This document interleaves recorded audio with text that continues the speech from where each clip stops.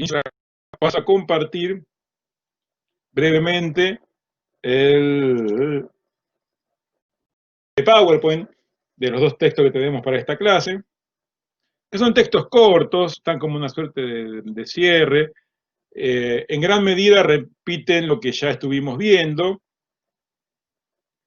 sobre todo, bueno, el de Jauretche es como una, bueno, ya saben quién es Jauretche, ¿no?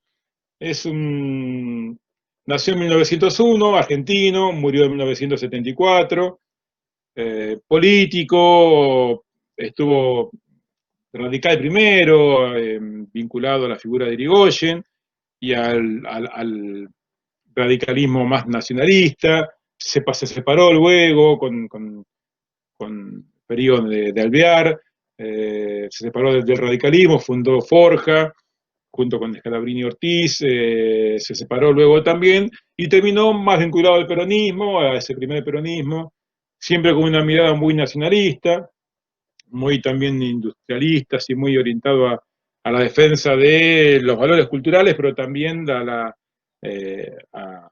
aspecto económico, a la defensa de una industria y de un mercado nacional.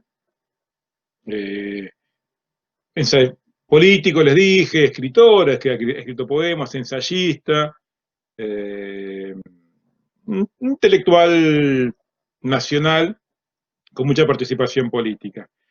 Tenemos acá un texto, un fragmento de un texto muy conocido, que tiene en realidad, él lo escribió en dos partes, por eso hay un tema con algunas cosas que menciona, porque ese texto de la colonización pedagógica lo escribió en 1967, y aparece en Los Profetas del Odio, que es en la reedición de su libro Los Profetas del Odio, que él había escrito en 1957, y lo reeditó varias veces, creo que es la tercera o la cuarta reedición de 1967, apareció con el agregado, por eso se llama la chapa, con la chapa del capítulo sobre la colonización pedagógica, que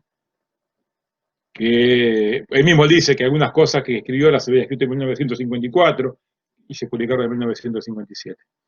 Bien, ese Jauretche ha tenido mucha relevancia, es también uno de los primeros revisionistas, uno de los quizás de los fundadores del revisionismo histórico. En realidad no de los fundadores, porque Ernesto Quesada es primer sociólogo de cátedra de Argentina, de que yo les comentaba en la clase de Adamowski. También quizás fue el primero que llevó a cabo un revisionismo histórico sobre la figura de Rosas. Y Jauretche retoma esa línea, por ahí, bueno, sin tener en cuenta a Quesada, pero es quien traza o se apoya en ciertas críticas que le hacen a Perón, luego de que le hace la Revolución Libertadora, luego del 55, asociando la figura de Perón como dictador a la figura de Rosas como dictador. Y Jauretche retoma ese desafío, y en realidad asocia no a Perón como dictador, lo asocia con Rosas, pero no como dictador, sino como líder popular y nacionalista, y en el medio de Irigoyen, la línea que va Perón, Irigoyen, Rosas, es una reconstrucción que intenta invertir esa mirada crítica que desde la derecha tienen sobre la figura sobre esas figuras políticas importantes, ¿no? Perón, Rosas, Irigoyen, denostados por la derecha,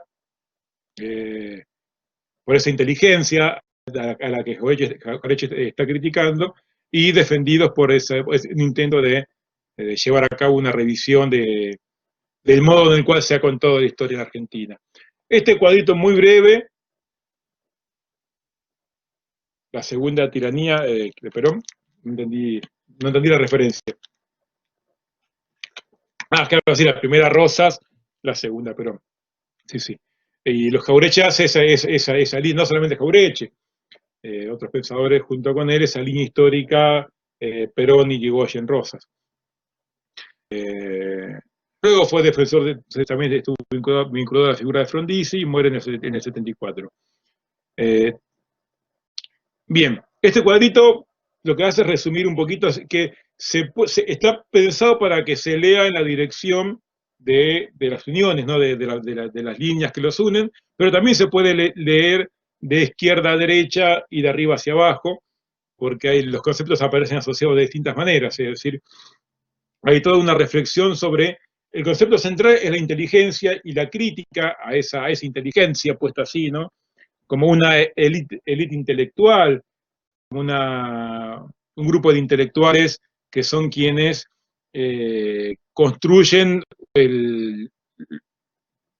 las formas culturales socialmente aceptadas, o que deberían ser las socialmente aceptadas, y entonces lo que Jauretche propone es una revisión de quiénes son los que están marcando el mapa cultural en Argentina, desde una mirada de revalorizar la cultura autóctona y no esa cultura importada que es la que él afirma que intenta imponer la inteligencia, que viene de antes. En realidad, este texto de Jauretche se vincula directamente con el texto de Adamowski, se pueden leer en tándem, porque los dos están hablando de lo mismo. Quizás es una continuación del texto de Adamowski.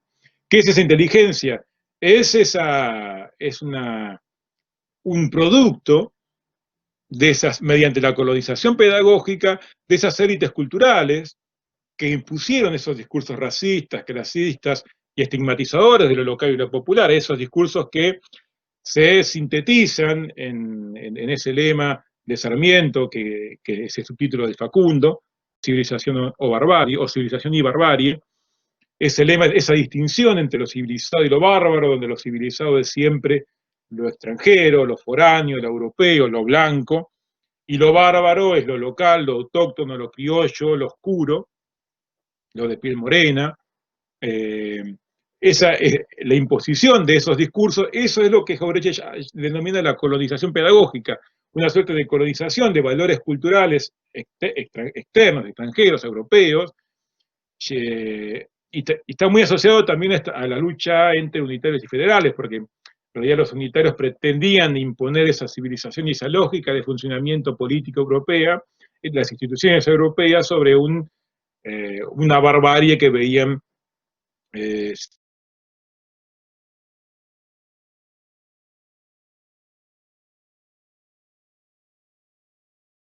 colonización, que es la imposición. A ver, sí, acá me está avisando que está en rojo. ¿Me siguen escuchando? A ver. Yo los leo. Mi microfonito se mueve. Ahí bien. Bien, sí, los estoy viendo. Bueno, ahí volvió, ahí está en verde. ¿Ok? ¿Seguimos? Decía, esta colonización pedagógica, retomo lo que dije recién, es la imposición de los discursos racistas, clasistas y estigmatizadores de lo local y popular que esas élites culturales impusieron. ¿De qué modo lo impusieron? Estamos retomando lo que ya vimos con Adamowski, y acá aparece un concepto que es de Bourdieu, con el ejercicio de la violencia simbólica. ¿Cómo lo impusieron? Lo impusieron mediante ser los únicos con capacidad del uso de la palabra, es decir, que son los gauchos, los indios, los mestizos, los negros, no sabían ni leer ni escribir, ni podían divulgar su cultura ni sus formas de vida. El uso de la palabra y la imposición cultural la tenían esas élites culturales, y mucho más cuando, haciéndose cargo del aparato del Estado, imponen esos valores mediante la educación pública, mediante la generalización de la educación pública. Es ese recorrido que arranca con la dominación social y política y económica de esas élites culturales, que imponen sus discursos racistas y clasistas, que estigmatizan lo popular y lo local, que lo degradan, que le niegan entidad, que lo presentan como lo bárbaro. Esos discursos se imponen colonizando, mediante una pedagogía colonizadora. Eso se convierte en la verdad, se convierte en la cultura oficial, se convierte... Es que no, porque ahí el concepto de resocialización implicaría un cambio en una socialización ya establecida. Acá lo que hay es una socialización directamente en base a esos valores. La socialización que se comienza a llevar a cabo con el nacimiento de la Argentina en 1880, la cultura oficial de la Argentina, que es aquella que se presenta como la verdad, exactamente, el otro generalizado, ese sistema de normas, de valores que distinguen lo bueno y lo malo, lo correcto y lo incorrecto, ya está atravesado por esos discursos. Esa pedagogía que se impone en esa socialización, ahí vamos a la inteligencia. Esa pedagogía entre las cuales se presenta la cultura como la cultura oficial como la única cultura posible, se lleva a cabo por parte de esas élites culturales y es la que produce la inteligencia.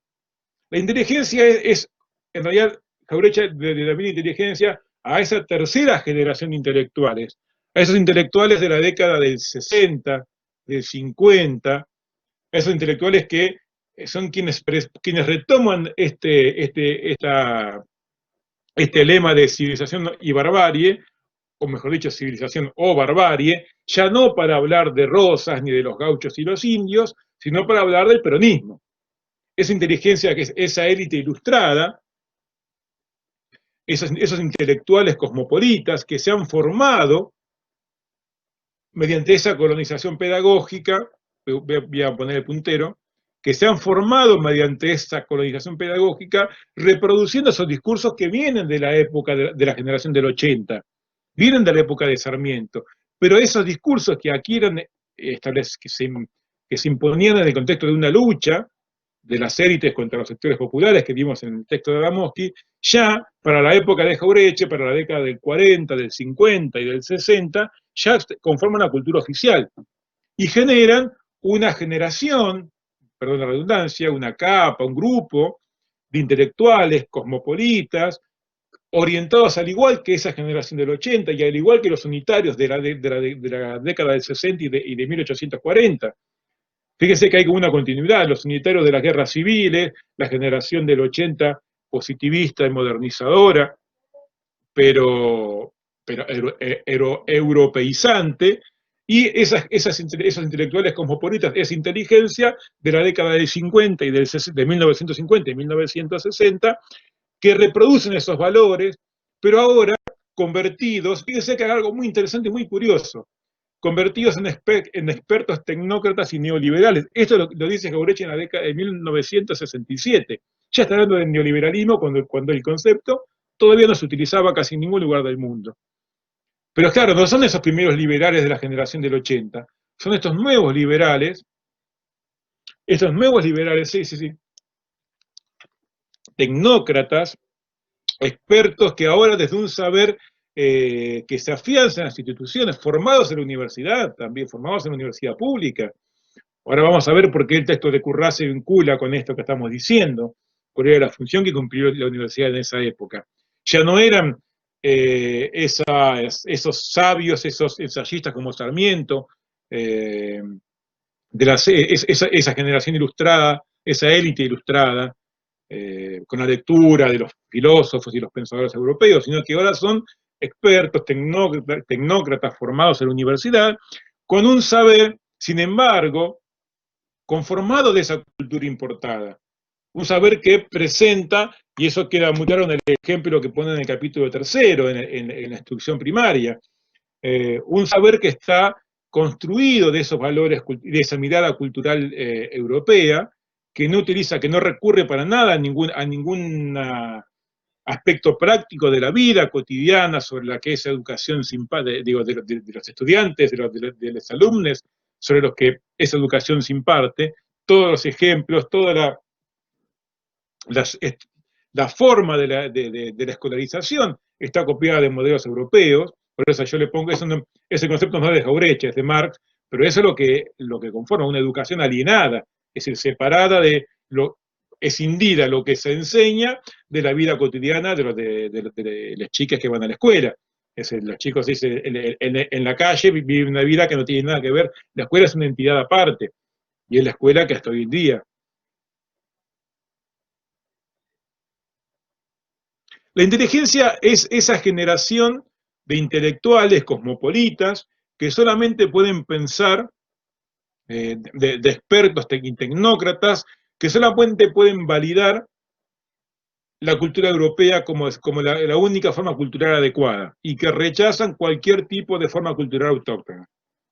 En ese ejercicio de modernización, pero no solamente de modernización, sino como una producción cultural, una discursividad, una mirada sobre la Argentina, sobre el país, atravesada por valores europeos como lo único aceptable, ¿sí? Que otra vez pone el signo positivo en la cultura europea y el signo negativo en cualquier referencia a la cultura autóctona. Una reproducción más refinada, avalada por pertenencias institucionales, por eso esto de la experticia y la tecnocracia, pero que reproduce esa vieja lógica de civilización y barbarie. Es decir, una cultura extranjerizante, como dice ahí, importada, y Jauretche es no inventor del término cipayo, porque no sé si lo saben, cipayos eran la etnia de hindúes, de indios, perdón, de indios de la India, porque el hinduismo es una religión, de indios que peleaban, que conformaban la fila del ejército inglés en la India, que eran indios que se convertían en soldados del imperio inglés. Esos eran los cipayos. De ahí viene que cipayo es quien, siendo de una tierra, de un territorio, sin embargo defiende una potencia extranjera. Y Jauretche utiliza ese término de cipayo para hacer referencia a esas élites cosmopolitas, a esa inteligencia, que lo que hace es reproducir el cipallismo cultural. Es decir, una mirada que solamente valoriza la cultura importada, la cultura extranjera, ya no solamente europea, sino también de Estados Unidos, y que desvaloriza toda forma cultural local. Y acá ya no está hablando aunque también está hablando de los indios y los gauchos y los negros, pero ya está hablando de la crítica cultural, la crítica de las élites intelectuales al peronismo. Está refiriéndose a esa mirada que los sectores ilustrados de la Argentina de la década del 50 y del 60 desarrollaron sobre el movimiento peronista como una suerte de generalización de la barbarie cultural, de una decadencia nacional y todas las críticas culturales, no solamente políticas, no solamente económicas, sino acá está concentrándose en esa forma que tiene, que tiene y que sigue teniendo, obviamente, lo mismo, uno lo puede tranquilamente encontrar en fenómenos como esa marcha de ayer, encontrar que hay una mirada que denosta cualquier tipo de formación cultural autóctona popular. Entonces, esta inteligencia es aquella que reproduce una cultura importada, que avala esta educación alienada, es decir, una educación totalmente conformada por valores y formas extranjeras. Sí, es decir, críticas negativas de lo propio y presentación como positivo de valores de lo importado, de lo de afuera. Eso, acuérdense, el ejemplo de la dictadura militar en la publicidad de la silla. Todo lo bueno viene de afuera, todo lo de acá es malo. Y bueno, y prácticas sociales y económicas antipopulares, esta idea de que lo que se termina avalando es esa esas políticas económicas que van en contra de los intereses de los sectores populares y también las prácticas sociales que desvalorizan. Y digamos, el origen es el que presenta Adamowski, que rastrea y que en toda esa generación de 1880, en esas primeras élites culturales, y el ejemplo más emblemático es el texto de Sarmiento, Facundo, Civilización y Barbarie.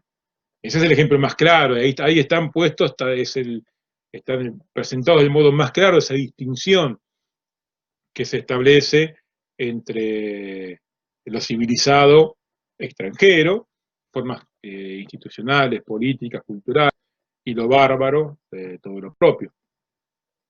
Lo criollo, lo local, lo que está asociado a los indios, a los gauchos, pero luego esa misma crítica se va a extender al radicalismo, al irigoyenismo y luego al peronismo. Sebastián, a ver, ¿qué querés decir? Si querés, decímelo con audio, sino como contexto, con que se eligió. Bueno, en realidad no sería por qué se eligió, sino quién eligió. Y la otra pregunta que habría que hacer desde Marx y Adamowski, ¿quiénes fueron los que se beneficiaron y quiénes se benefician con esa imposición cultural mediante la violencia simbólica? Esa serie, recordemos lo que decía Adamowski. ¿Cómo nace esta necesidad de las élites de imponer sus valores y de imponerse a lo popular? Las élites habían... por eso es que cuando yo arranqué la clase de Adamowski me fui tan para atrás y me fui a las reformas borbónicas y de ahí a la Revolución de Mayo. Porque en realidad esa Revolución de Mayo que nos enseñan en la escuela como un momento de la libertad de la patria, no es otra cosa, no surge de otro lugar que de un conflicto al interior de las clases dominantes. Es un conflicto entre las élites criollas y las élites peninsulares, de las élites españolas. Un conflicto de intereses, un conflicto por el control de los beneficios económicos del comercio en la ciudad de Buenos Aires y de los beneficios administrativos, claro. Pero siempre hay que tener en cuenta eso, que es un conflicto al interior de las élites dominantes en la época. La revolución no la empiezan los negros, no la empiezan los indios, no la empiezan los gauchos, ni los peones rurales, ni los sectores bajos de la ciudad de Buenos Aires. Empiezan los sectores más adinerados, aquellos que se beneficiaban del comercio y se ven perjudicados. Un momento, vayamos a llegar a Germani. Terminamos con la clase y ahora vamos a la duda, está muy buena. Germani es algo muy interesante. Claro, bueno, pero eso es lo que dice Adamowski. Bien, cerremos esta idea. Un conflicto al interior de las clases dominantes. Ahora, las clases dominantes hispánicas tenían el apoyo del Imperio Español y sus ejércitos. Las clases dominantes criollas no tenían ningún otro apoyo que ninguna otra forma de enfrentarlos, de enfrentar a las élites españolas, que movilizando a los sectores populares. Sectores populares que se sumaron a la guerra de independencia también pensando, claro, pero los patricios se forman primero para el momento de las invasiones inglesas, pero luego no alcanza con un regimiento de los vecinos ilustres, de los hijos de los vecinos ilustres de Buenos Aires, sino que hace falta movilizar más gente para poder formar un ejército que enfrente el intento de reconquista del Imperio Español. Entonces, ahí es donde aparecen los sectores populares, que se suman a la Revolución de Mayo, porque también ven que ese movimiento puede beneficiarlos en cuanto a sus esperanzas de ascenso social. A los negros, a los pobres, los ricos de Buenos Aires, exactamente, los ricos de Buenos Aires en muchos casos pagaban, creo que por cada hijo de un vecino, se podría, si se contribuía con 3, no me acuerdo si eran 3 o 4 esclavos, ese hijo no iba a la guerra. Con lo cual muchos evitan mandar a sus hijos a la guerra y mandan a sus esclavos. Entonces los ejércitos revolucionarios están conformados por la población de los sectores populares. Exacto, sí, tal cualmente. En toda esa generación, yo no lo dije en el video, me lo salteé, pero es un tema que yo trabajé bastante y que este Ernesto Quesada trabaja. Aquí tengo escrito algunas cosas sobre ese tema. Hay toda una problemática con las multitudes, con las muchedumbres, con las masas en Ramos Mejía, ya aparece en el texto de Sarmiento. Hay una preocupación de esas élites por las muchedumbres, por los sectores populares aglutinados, y no aglutinados solamente cantando la marcha en una plaza. Sí, obvio, sí, por eso. Lo estoy diciendo, los ejércitos de independencia eran gauchos, eran negros, eran mestizos, mezclas de indios también. tal cual. Eh, Aquí estaba, me perdí, me voy leyendo los chats y me pierdo. Eh, Decía, bueno, esas masas, esas muchedumbres en la época, en la Guerra de Independencia, no estaban cantando la marcha o con pancartas en la Plaza de Mayo, estaban con fusiles, con bayonetas y con sables, y eran masas que un poquito las generaban de miedito a esas élites, a esas élites. Esas masas, esas muchedumbres, esos sectores populares luchan en la Guerra de Independencia y son nuevamente convocadas, claro, y son nuevamente convocados en las guerras civiles.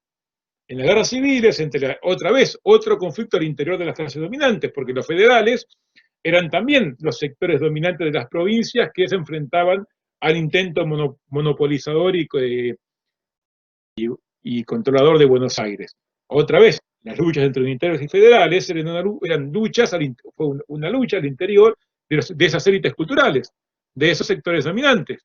Pero los que pelearon la guerra fueron los sectores populares, fueron otra vez los mestizos, los negros ya liberados, y así se fueron, fueron quienes, los grupos sociales que tuvieron las mayores bajas.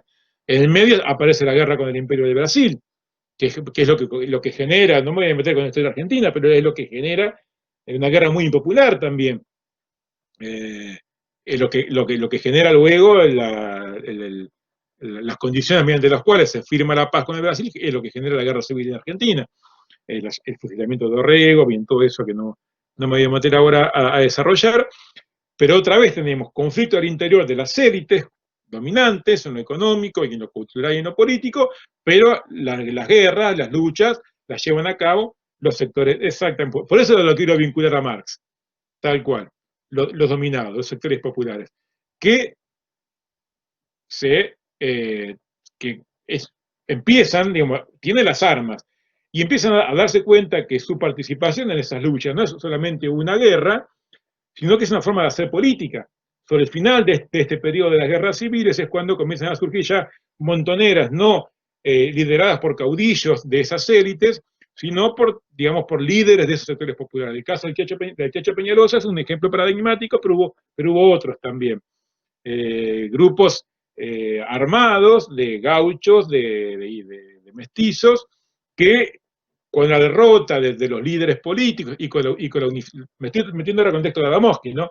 Y con los acuerdos que comienzan a darse al interior de las élites, se comienzan a dar cuenta que están quedando afuera del reparto de todo lo que se está repartiendo y se levantan en armas en contra de esos tratados entre las cúpulas dirigenciales, y ahí es donde ya, luego de Pavón, luego de 1861, el Ejército Nacional, ya modernizado, ya bien armado, va liquidando uno por uno estos focos de resistencia, exterminando, es claro, está bien, exactamente, tal cual, exterminando a estos levantamientos, pero la imagen de estos levantamientos de los pobres queda en la retina grabada de esas élites, y no quieren que eso pase.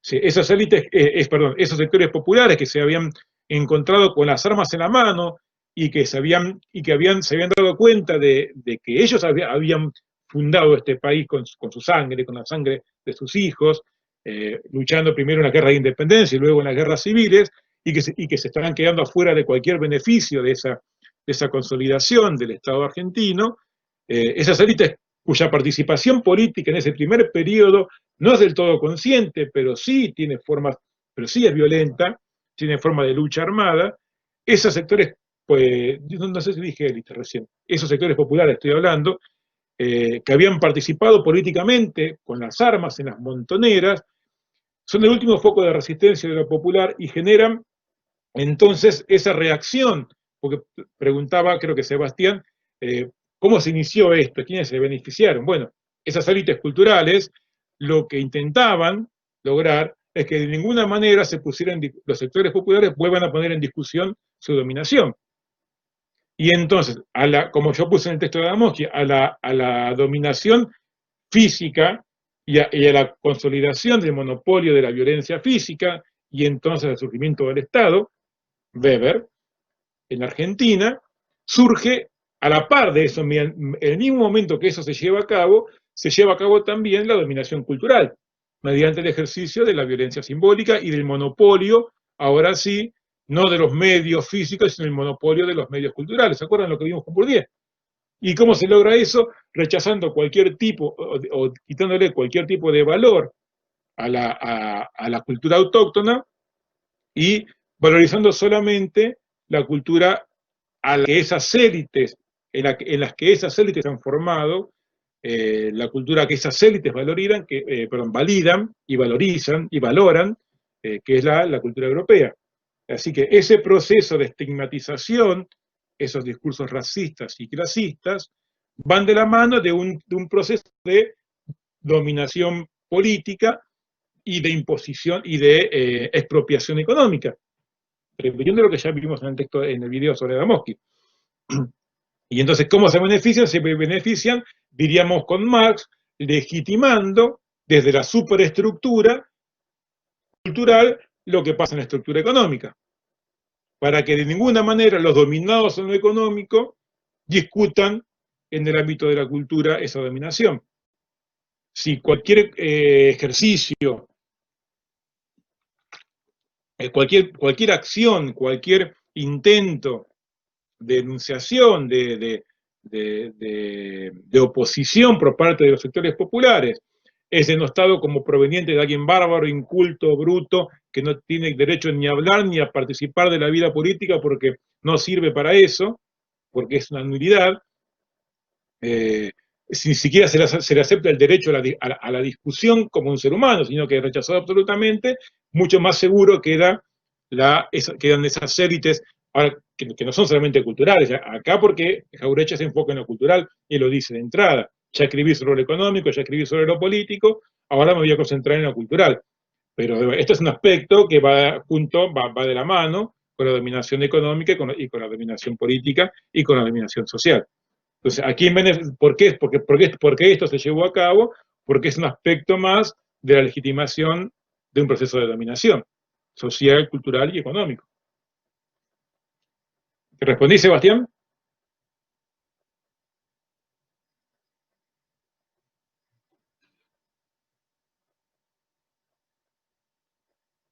Eh, bien, eso es toda una discusión. Te estás metiendo con una discusión de muy larga data, que viene ya de la época de la colonia española, en el cual, por empezar, la esclavización se intentó con los indios. Claro, pero en realidad fue una discusión seria, no fue porque se intentó con los indios. España cuando invade América y la subyuga, lo que primero intenta es convertir en esclavos a los pueblos originarios. No te pude leer del todo, ¿eh? Pero hay un tema, hay todo un tema también con los jesuitas y con la Iglesia Católica, que ahí tiene un rol bastante progresista, porque lo que dice es que así como la conquista de España fue tanto material como también cultural, pero rápidamente la Iglesia consideró que los pueblos originarios eran seres humanos y que eran hijos de Dios, y por eso es que cuando hubo intentos, la mitra, Yanaconazgo, todas las prácticas de explotación española fueron criticadas por la Iglesia porque eran formas de esclavitud que no eran aceptadas. Acuérdense que eso también lo vimos, que eso es un cambio que Marx señala entre las sociedades esclavistas y la sociedad tal cual. Y la sociedad medieval. En la sociedad medieval, los trabajadores, los dominados, ya no son esclavos, son siervos, porque está de por medio también en la superestructura cultural está la Iglesia Católica, que considera que tanto nobles como siervos son hijos de Dios, por lo tanto no son cosas que se pueda esclavizar. Exactamente, teniendo un marco de protección legal. Por eso es que esa esclavitud no era posible, y a su vez porque, algo que dice Sarmiento, todo el trabajo de conformación de una clase trabajadora que había que hacer acá era muy dificultoso, primero porque acá ha habido este proceso de participación política de los sectores populares que les había generado cierta conciencia de autonomía.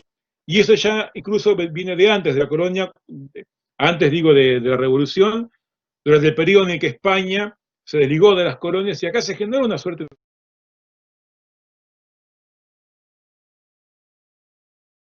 de organizar bastante lo autóctono. Bien, sí, ahí veo que se puso en rojo. Bien, espero que vuelva la conexión. Yo veo que el microfonito anda, ahí volvió así, bueno, estamos así. Bien.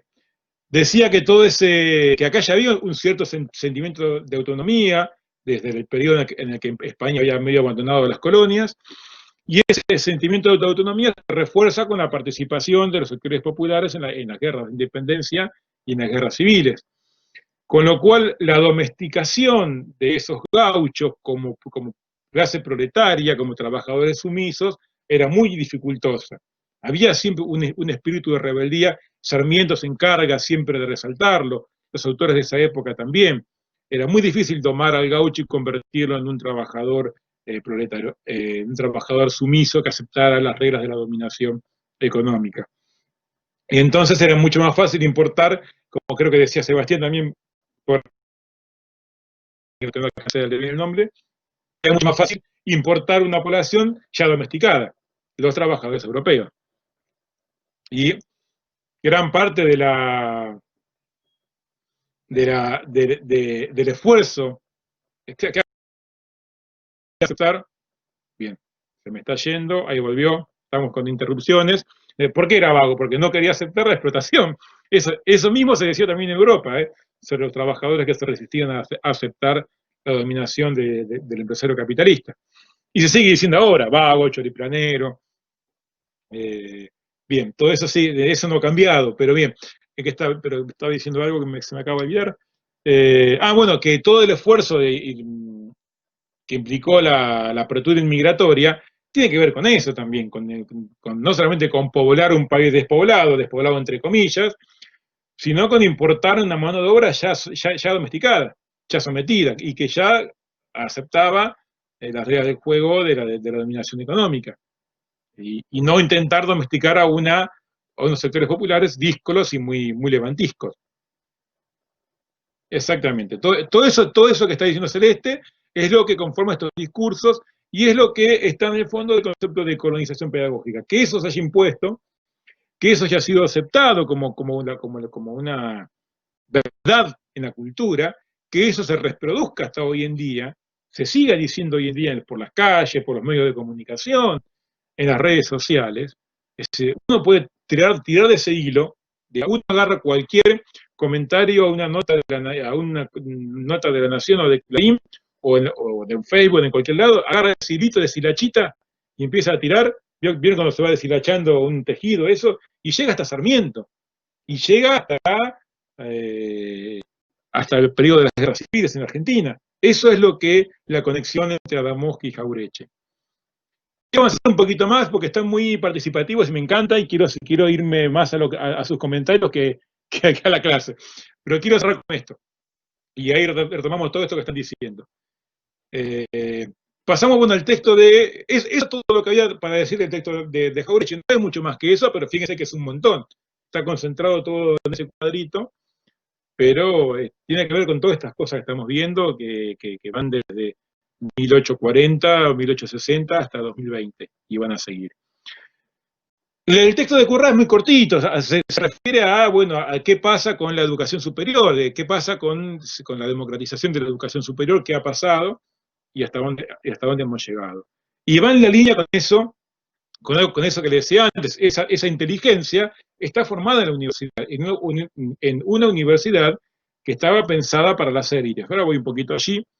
Pero bien, en general, y esto nos permite retomar también lo que vimos de Durkheim y también lo que vimos de Bourdieu. Acá, en el texto de Currá y Semino, se hace más referencia a Bourdieu, pero yo lo quiero vincular también con Durkheim, que es un texto de esta segunda parte.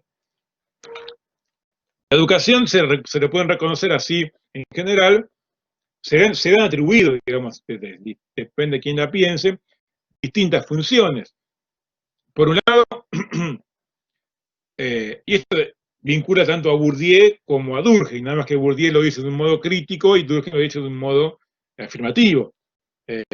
La educación es una forma de reproducción y control social, de reproducción de la sociedad misma, reproducción de la estratificación social, de la sociedad tal y cual existe, con sus características, con sus virtudes y defectos, pero también es una forma de control social, de convertir a los individuos en parte de la sociedad y que sean tal y como la sociedad necesita que sean. Eso está en Bourdieu, eso está, si quieren, en Berger y Luhmann, y también dice Bourdieu, dije Bourdieu recién, no, eso está en Durkheim, quise decir, está acá exactamente, primero en la familia, pero esa familia también está formada por ese Estado, y es eso, pero Durkheim, a esto Durkheim le agrega, no hay otra manera de existir como miembros de una sociedad si no reproducimos en cierta medida lo que la sociedad es. Si somos educados en contra de cómo la sociedad es, esa sociedad va a estar en una crisis constante y en riesgo de desintegración. Hay otras corrientes, exactamente. Para Durkheim eso es bueno, para Bourdieu eso es malo. Para que Luhmann nos decían, bueno, es lo que pasa. Pero también hay una forma de pensar a la educación como una herramienta de emancipación y cambio social. Porque la educación genera, y eso también está en el texto de Durkheim, porque Durkheim dice que el Estado tiene que reconocer cuáles son los valores que la sociedad necesita que se reproduzcan para que siga existiendo, pero de un modo positivo, para que no se caigan en, en posiciones no sé, tradicionalistas o antisociales, en contra de los avances de la ciencia, en contra de la democracia, en contra de la razón. Para que esto no suceda, para que la sociedad cambie y progrese, porque la mirada de Durkheim es progresista, hacia una cada vez mayor racionalización, es que justamente para Durkheim no es del Estado el beneficio, es para la sociedad toda. No tenemos los textos en los que Durkheim piensa el Estado, pero para Durkheim el Estado es como el cerebro de la sociedad, es una institución más de la sociedad encargada de pensar por toda la sociedad y de encontrar cuáles son los mejores caminos para que la sociedad vaya modificando y se vaya mejorando con el tiempo, se vaya volviendo más racional y tenga más claro, decirle, para Durkheim lo central era que la sociedad, la conciencia colectiva, pueda saber más sobre sí misma y poder entonces orientarse mejor hacia el futuro. Entonces, esto está dentro de pensar a la educación como una herramienta de cambio social. También, y acá sería con Bourdieu, de emancipación individual en la medida en que les genera herramientas intelectuales y capital cultural a los estudiantes. No es lo mismo ser un analfabeto que saber leer, escribir y poder leer a Bourdieu, por ejemplo, o poder leer a Marx. Si en la escuela primaria no podrían ustedes estar leyendo a Marx y estar comprendiendo, o a Adamowski, y entender todo esto. Entonces la escuela también cumple una función, y no solamente la escuela, acá no dice la escuela, sino la educación como sistema educativo, cumple una función de emancipación y cambio social. Y a su vez, y eso es lo que se va a orientar el texto, también la educación cumple una función de incrementar la democratización. ¿Por qué? Porque permite la participación, el conocimiento de los derechos civiles, mediante la escolarización se incorporan elementos que tienen que ver con la vida política, elementos de participación en la vida política y promoción de derechos sociales. La educación es un derecho y contribuye a la promoción de derechos sociales. Estas son todas funciones reconocidas, algunos pondrán énfasis en la primera, otros en la segunda, otros en la tercera, pero son funciones atribuidas a la educación. Esto menciona el texto. Ahora bien, en Argentina la educación pasó, si la educación acá nos concentramos más en la educación universitaria, pasó por un no procesos, le tengo que sacar la S, un proceso singular de masificación. Y eso implicó ciertos cambios en la función social de la universidad. Desde esa primera etapa, acá está coincidiendo el periodo de abajo con cada uno de los cambios, de los periodos que hubo arriba. En el periodo 1880, es decir, desde que nace la Argentina como país, desde la consolidación institucional del Estado, hasta el presente, hasta el presente no, hasta 1949, la educación universitaria, la universidad, fue exclusivamente formadora de élites. ¿De qué élites? De esa inteligencia de la que hablaba Jauretche. Es decir, a la universidad iban solamente las élites económicas, sociales y políticas. No iban los pobres, no iban los sectores medios, o iban muy poco. ¿Por qué? Porque era cara y porque ya de por sí era un ámbito cultural, un ámbito restringido culturalmente. Solamente quienes tenían cierto capital cultural, es decir, cierta base cultural incorporada desde la familia, desde el entorno familiar, podían acceder a la universidad pública. Era arancelada, había examen de ingresos y había que tener cierto capital cultural muy importante para poder entrar, y no era aceptado cualquiera. Era una universidad absolutamente elitista y que reproducía esas élites. De estas élites formadas en esta universidad es de la que habla Jauretche cuando habla de la inteligencia. Esta élite que reproducía los valores culturales, y la universidad reproducía esos valores culturales. En 1949 lo que hace el gobierno de Perón es abolir los aranceles, y entonces la universidad se convierte en gratuita. Gratuita, pero todavía no libre, porque había examen de ingreso. O sea, todavía se requería ya no capital económico, pero sí se requería capital cultural. Y lo que provoca esto es una incorporación de los sectores medios a la universidad. Ya la universidad no solamente existe como formadora de élites, sino pasa a ser una suerte de reforzamiento, una institución que refuerza la estratificación social.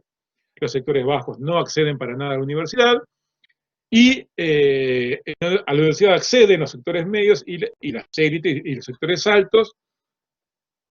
Frustración. A ver, no entendí el comentario, creo que era Florencia. Si me salteo algún chat, a veces cuando vienen juntos, lo pueden poner de vuelta, lo reescriben.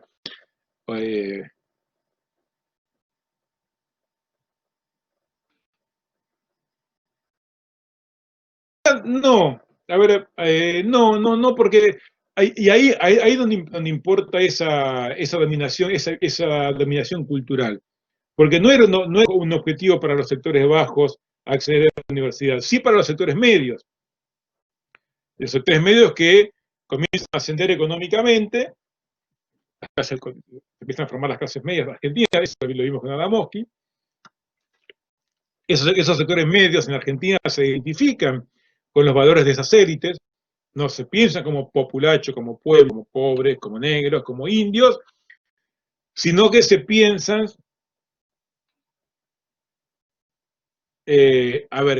como reconociendo el capital cultural. Por lo pronto, lo que sucede es que hay primero una identificación cultural de esos sectores medios con la cultura de las élites. Esos sectores medios, esas clases medias quieren participar de la política, de ahí se empeñan, apoyan el radicalismo, y esos sectores medios son los que comienzan a mandar a sus hijos allá, no solamente a la escuela primaria, sino también a la secundaria, y ahí es donde incorporan esos valores culturales, y hay toda una demanda. Recordemos la reforma universitaria de 1918, hay toda una demanda por una modernización de la universidad para que deje de ser esa institución arcaica, casi oscurantista, en manos de las élites. La universidad se moderniza, se abre a nuevas ideas, pero por ahora solamente a los sectores altos y medio altos, hasta que se convierte en gratuita, y ahí pueden acceder no los trabajadores todavía de un modo masivo, porque en realidad había que tener una formación cultural en la escuela secundaria para poder acceder a la universidad, porque había examen de ingreso. Entonces solamente los sectores medios, que podían pagar profesores particulares, que podían mandar a sus hijos a las escuelas secundarias que todavía no eran obligatorias y que no eran públicas, o había muy pocas públicas, eran privadas, en muchos casos eran aranceladas, pero además implicaban, fíjense, para que un hijo de una familia fuese a la escuela secundaria, ese hijo no tenía que entrar a trabajar a los 12 años, como pasaba en las familias de los sectores populares. Solamente los hijos de los sectores medios, con cierto salario asegurado, comerciantes, administrativos, podían permitirse, con buenos sueldos, podían permitirse el lujo de que su hijo no trabajara desde los 13 años o desde los 12 años, y recién empezar a trabajar a los 18. Eso implicaba también toda una disposición económica en las familias.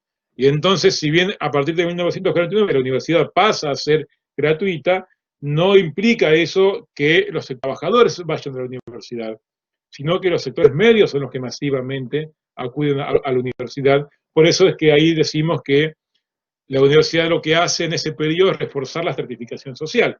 Las élites siguen siendo élites, si los profesores siguen siendo de las élites, pero acceden a la universidad y entonces a ciertas profesiones liberales los sectores medios. Todo ese periodo va como un continuo incremento, por eso un proceso de masificación. Cada vez la universidad se vuelve más masiva, deja de ser restringida al pequeño grupo de las élites, pasa a incorporar a los sectores medios. Bien, ahora lo que dice Celeste, a eso vamos, hacia allí vamos, déjame llegar. En 1990, con todo un proceso de reforma de la ley universitaria, se permite, por empezar, algo que no estaba permitido, la existencia de universidades privadas, comienzan a aparecer un montón de universidades privadas. Eso no tiene que ver con la democratización, pero sí con, bueno, con mayores ofertas. Pero se comienzan a crear las primeras universidades del conurbano. La Universidad de Lomas de Zamora, la de, ahí no me acuerdo ahora, la de La Matanza, creo que el periodo, no me acuerdo si la de Lanús es posterior, pero comienzan a aparecer ciertas universidades del conurbano, que era algo que es un cambio bastante importante, porque para cualquier miembro, cualquier habitante del AMBA, de lo que ya todos sabemos que es el AMBA, de capital, sí, la 11 es de los 90, pero en realidad todavía existía muy limitada. Pero creo que la de Lomas es más antigua, la de La Matanza es más antigua, es de principios de los 90 o fines de los 80. Bueno, la de La Plata es tradicional como la de Córdoba. Cualquier habitante del AMBA, si iba a ir a la universidad, tenía que o La Plata o Buenos Aires. Después estaba la de Córdoba, después estaban las universidades del interior tradicionales, pero no entendí lo de la ciudad de los niños. Vale, se me perdió. ¿La ciudad de los niños, los universitarios? No, nunca lo pensé. No, no, la ciudad de los niños es un parque infantil. ¿A la ciudad de los niños? No, la verdad que no tenía esa, esa información, no la tengo. Claro, por eso la ciudad de los niños es una ciudad chiquita. Yo he ido de chico. Claro, sí, la inauguró creo que Vita. Claro, pero bueno, con todo quieto, ahí había que ir, recorrer. Bien, sigamos, a ver. No, lo que sí, en la ciudad de La Plata sí hay un fuerte movimiento estudiantil en cuanto a que mucha gente del interior, cualquier habitante, ya no del AMBA, sino del interior de la provincia de Buenos Aires, el único lugar para estudiar era La Plata. Pero bien, La Plata, Buenos Aires, y no había más en Buenos Aires. Con la creación de universidades por distintos lugares del conurbano, comienza un poquito a ampliarse la oferta universitaria. Esto coincide también con el CBC, el ciclo básico común, que se instaura a finales de los 90. Y ahí lo que se elimina, perdón, a finales de los 80. No me acuerdo del año exactamente, pero con el gobierno de Alfonsín, en mediados de los 80, 85, a veces lo tiene que haber buscado el dato. Sí, todas las privadas son, no sé exactamente la UCA, pero comienzan, en los 90 se cambian mucho los requisitos para poder crear una universidad privada. Y a su vez hay también un cambio en la habilitación de los títulos de las universidades privadas, que comienzan a ser avalados por el Estado también. ¿Qué estaba diciendo? Me perdí. Bueno, en mediados de los 80 también se da el fin de los exámenes de ingreso y la creación del CBC, que para muchos era tomado como un filtro, pero mucho más filtro era el examen de ingreso, que no generaba ningún tipo de política de integración paulatina desde la escuela media, desde la educación secundaria, a la universidad. El CBC intenta tener esa función de una intermediación que acompañara. Claro, cuando vos como yo fui el primero en el año 84, que la primera generación que no dio examen de ingreso en el secundario. Yo me preparé todo el último año de séptimo grado de la primaria, me preparé todo, hice el curso de ingreso que había que hacer para el examen de ingreso del secundario, y somos viejitos con Mario por acá. Era todo 2 veces por semana, era una profesora particular que te preparaba para dar el examen de ingreso de la secundaria, y cuando me tocó entrar, ese mismo momento sacaron el examen de ingreso. Y se entró por sorteo, pero como yo tenía un hermano que ya estaba, que había pasado a segundo año, yo entré. Claro, la Escuela Nacional. Yo fui acá al Piedrabuena de la Exacto, que fue en el 84. Y no recuerdo el año, creo que fue por el 86 que se creó el CBC, si no estoy confundido. Que también cumple esa idea, sacar los exámenes de ingreso y tratar de incrementar ese proceso de masificación de la universidad. El otro cambio que señala Currá, en el 84 exactamente, no, pantalón todavía sí. En el 84 ya no hace falta ir con blazer azul, otra práctica de democratización, se con campera azul. Y luego en el centro de estudiantes logramos eliminar las corbatas y luego eliminamos el uniforme. Y ahí viví una de mis grandes frustraciones políticas como delegado y como militante, que luego de lograr la eliminación de los uniformes por completo, que podemos ir al secundario con ropa de calle, intentamos eliminar el guardapolvo blanco al cual estaban obligadas las chicas, exactamente. Y hicimos toda una pelea política con rectoría, con la rectora, muchos enfrentamientos, amenaza de toma de colegio, todo, hasta que logramos que la rectora, una formada en la dictadura, una milica tremenda, logramos que aceptara que las chicas pudieran irse en guardapolvo, pero dijo, bueno, yo lo acepto, pero hagan un referéndum. Así que voten las chicas a ver si quieren o no quieren. Votamos y las chicas, mis compañeras, todas las alumnas del Piedrabuena, en el año 88, la mayoría eligió seguir usando guardapolvo. Así que toda esa pelea, todo fue una derrota cultural tremenda. Bueno, al otro año me dediqué a la joda y abandoné la militancia estudiantil. Me dediqué a irme a Bariloche y a emborracharme. No, fue muy duro eso. Porque en realidad lo que ellas decían, y que te consuelo con la lógica, que si sacaban el guardapolvo, se iban a empezar a notar las diferencias sociales. Las que tenían plata iban a ir vestidas con ropa de marca, todas empilchadas, y las que no tenían plata se iban a sentir rebajadas o menospreciadas. Entonces pensaban que el guardapolvo era igualador. Exacto, por eso, la lógica. Pero ahí está también, fíjense, el patriarcado, fíjense el machismo interno. Éramos todos varones los que llevamos a cabo esa lucha, bueno, y había algunas chicas también, pero en general éramos, en el centro estudiante la mayoría éramos varones, que llevamos a cabo esa lucha sin preguntarles a ellos. Primero tenemos que haberlos preguntado y luego encarar la lucha. Encaramos la lucha y la perdimos, pero está bien, pero la certera derrota. Pero bueno, fue duro en ese momento porque para mí era un bien, pero para mí era justamente una imposición externa sobre la libertad individual, pero bien, la libertad digo, sobre los derechos a expresarnos como libremente. Pero bien, dejemos las anécdotas de la vida a las que nos lleva todos estos recuerdos. En el 2003 hay otro hito que señala ya en otro gobierno peronista, a partir del kirchnerismo, la estabilización de las universidades del conurbano. Un fuerte énfasis. Claro, en realidad el problema es ese, el problema era la diferencia de clase, la diferencia económica.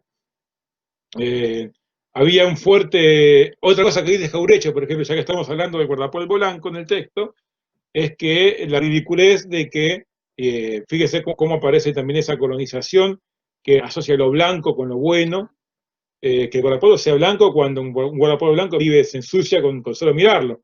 ¿Por qué no un guardapolvo gris?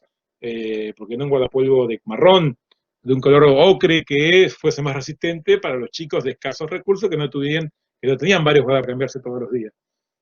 Sin embargo, tenía que ser blanco, y ahí tenemos otra vez parte de esa imposición cultural.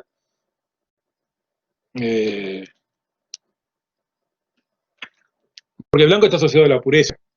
Bueno, es que lo blanco del vestido tiene que ver con otra cosa, tiene que ver con la sangre y con la virginidad y eso. En el blanco se nota, bien, tiene que ver con otras cuestiones que también están asociadas al patriarcado, pero acá no tanto a lo que estamos hablando de la cultura de las élites. Pero bien, el blanco se asocia a la pureza, a la igualdad, a lo bueno y todo lo otro era visto como negativo. Bien, entonces decimos, a partir del 2003, expansión y generalización de las universidades del conurbano, no solamente mayor oferta, sino mayor cercanía, y a su vez otra lógica de la universidad, mucho más acoplada. Celeste, ¿cuál? ¿Qué sociedad de la patriarcal? En todas son realidad patriarcales, pero porque acá hablamos también del tema, claro, del tema del guardapolvo blanco y también del tema de, bueno. Ah, sí, claro. Sí, tal cual, sí. Sí, aparte ese ideal de pureza, ahí entendí lo que decía Florencia. Ese ideal de pureza solamente sobre la mujer. No se exige al hombre cuando se casa que vista de blanco, que sea puro. La pureza se le exige a la mujer, sí, tal cual. Ahí te entendí. Bien. Déjenme terminar la clase y después vamos a toda la charla. Digo, a partir de no solamente una expansión de las universidades que las acerca a los sectores populares del conurbano, sino también un cambio en la lógica, en esa lógica elitizante de la universidad, un mayor compromiso en esas universidades y una mayor preocupación por el acceso y por la permanencia, que es algo que la UBA, por ejemplo, y ustedes ya se estarán dando cuenta, no se preocupa demasiado, porque no solamente porque puedan acceder, sino porque quienes accedan permanezcan cursando y no abandonen. Por las condiciones de la UBA es todo un esfuerzo propio que cada uno tiene que hacer para mantenerse, todo lo contrario. Mientras que las universidades de conurbano tienen otra lógica, por ejemplo, de becas, de un apoyo constante, de seguimientos personalizados. Igual yo no estoy tanto en desacuerdo, ahí va a importar, bueno, lo charlaremos después. Es una de las mejores del mundo porque quizás porque justamente pese a todos esos obstáculos, si pese a eso vos te lográs formar, es que sos bueno, salís bueno. Tal cual, sí, el CBC tiene, pero no solamente el CBC, la UBA en general tiene esa lógica, en la cual vos deberías saber todo por cuenta tuya y arreglarte. Las universidades de conurbano son más amigables, son más friendly, pero no solamente con el ingreso, sino con la participación, con la permanencia, y tienen otra lógica. Pero pese a todo esto, ahí no me acuerdo quién, si era Florencia o si era Celeste, intentamos que sí, sí. Tiene justamente una preocupación, a diferencia de otras más elitistas, como derecho, muchos cursan derecho, que tienen un fuerte trasfondo y un fuerte discurso elitista o medicina, que son los lugares de los que siempre sale la necesidad o el interés por volver a poner algún tipo de traba al ingreso irrestricto. Entonces eso no pasa. No hay competencia, ningún sociólogo consigue laburo, así que no hay competencia por los puestos de trabajo como entre los abogados o los médicos o los economistas. En realidad sí, los sociólogos conseguimos trabajo, pero bueno, estamos todos más o menos igual. Y hay una mirada distinta, además, justamente porque todos estos factores se tienen en cuenta. Ahora, desde lo administrativo, las complejidades son las lógicas de cualquier gran institución. Pero hay un interés, por lo menos mayor que en otras facultades, en sociales, por acercarse a los nuevos estudiantes. Exactamente, tal cual. La Plata tiene otra vieja universidad con un fuerte trasfondo tradicional. Bien, sin embargo, decía, pese a todo, se trata de una inclusión excluyente, porque aún pese a todas estas políticas democratizadoras y masificadoras de la universidad, el sistema educativo continúa beneficiando a los sectores medios y altos, y ese es un problema. Este texto de Currá es la introducción a un libro que editaron sobre reflexiones en torno a este tema de la democratización una universidad pública, que sigue siendo un problema, si no es que la universidad pública se ha vuelto ahora totalmente democrática. Pese a estos intentos, sigue siendo un ámbito de reproducción del capital social y cultural, como toda la educación, como aquello que señala Bourdieu para toda la educación. Es decir, las diferencias de origen social y que se expresan como diferencias de capital cultural y capital social generan trayectorias escolares diferentes. ¿Por qué? Porque no es lo mismo ir a una escuela pública, primaria, yo les diría del centro de la, no, ni siquiera les diría de capital de Cava, que ir a una de un barrio carenciado, de un asentamiento. Así, esas diferencias de origen social generan diferencias de capital cultural y social que se expresan en diferentes trayectorias escolares, o aún en chicos que van a la misma escuela primaria o secundaria, las diferencias en el mismo grupo de capital social y cultural generan que a algunos les sea mucho más fácil. ¿Por qué? Porque tienen ya internalizado, esto ya lo hablamos en toda la materia, tienen internalizadas las pautas culturales que la escuela exige e impone, y que son el producto de esa colonización pedagógica de la primera época, esas pautas culturales que la escuela sigue manteniendo, sigue imponiendo, que por más que esfuerzos democratizadores que haya habido, eso sigue quedando. Los profesores son otra vez formados de clase media, extraídos, digo, de las clases medias, y muchas veces no entienden, muchas veces sí, y hay profesores muy capaces y muy copados y muy preocupados por esto, y que laburan muchísimo. La clase la mando, ni bien termine, la mando por mail. Ya estamos, con eso ya estamos terminando el contenido digamos, de los textos. Generan diferentes trayectorias escolares, pese a que hay profesores y maestros y maestras que se dan cuenta de esta situación, hay otros que no. Hay otros que creen que tratan de imponer sus patrones culturales, los que llevan internalizado como si fuesen los únicos válidos, y eso generan diferentes trayectorias escolares que a su vez condicionan distintos destinos laborales. Y es decir, no es lo mismo que cuando acá decimos trayectorias escolares, hablamos de primaria, secundaria y universidad.